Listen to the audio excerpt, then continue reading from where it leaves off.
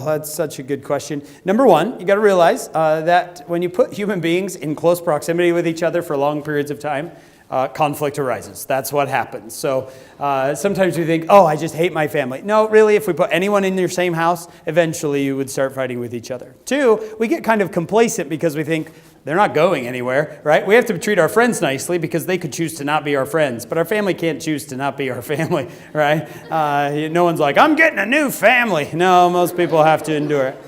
So, but I will give you one piece of advice that I learned just through the years of working with teenagers, and I learned it from a kid named Toe. That was his real name. His name was Toe. His real name is Toe ala hula hula falafa sofa. I mean, it's a really long name, but you heard falafa sofa. But we just called him Toe for short. Now, Toe is a big kid, Big Toe, and he was in my class once, and we were discussing this very same question. We were discussing siblings and how frustrating they are. They don't clean up. They don't do their chores, right? And this girl was saying that her little sister just would, when it was her turn to do like the dishes, like a big set of dishes, she'd just lay on the couch and just be like, I'm so tired, right? And she's like, get up and move. She's like, I'm so tired. Or she'd go in the bathroom and lock the door, and you're like, come out of there, right? And they're like, I don't feel good. Right. They don't feel good about doing their chores. So she was getting so frustrated. Well, Toe raises his hand. And not his toe. He raised his hand.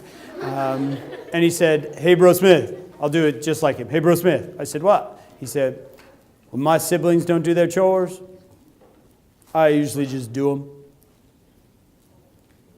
That was it. And the girl in front of him, the girl who asked the question, she was like, oh. I think she threw up in her mouth a little. She was like, oh. And she looks at him, she says, why would you do that? And then he said this. He said, it's no big deal. It's just dishes. And she was like, it is a big deal. So I continued. I said, hey, Toe, that's a pretty good attitude about that. Why do you do that? And he said, I don't know. It's better than fighting. And then he said this. He says, and then if I do their dishes, most of the time they give me candy. And his brother was in our class. His name was Thumb. Just kidding. His name's Ricky. And I said, Ricky, is that true? And he's like, yeah, he eats a lot of candy. And Toe was like, I like candy. And the two of them had worked out this nice agreement. For Toe, for the older sibling, it was, hey, you know what? It's no big deal. It's no big deal. And if we can develop that attitude a little bit more of, it's no big deal, that'll rub off on our siblings, especially if we're the oldest. Right? When things we think are a big deal, they're usually not. We can just kind of say, you know what, it's not a big deal.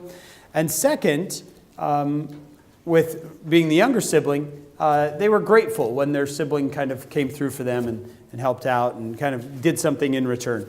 Those two things might help you, but I really want you to develop that attitude of, it's no big deal. So you didn't get to sit where you wanted to in the car.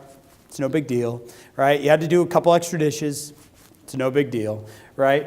You'll be like, well, he started it. Yeah, the Lord doesn't care who started it. But the Lord will be grateful if you finish it, right? Not finish him or her.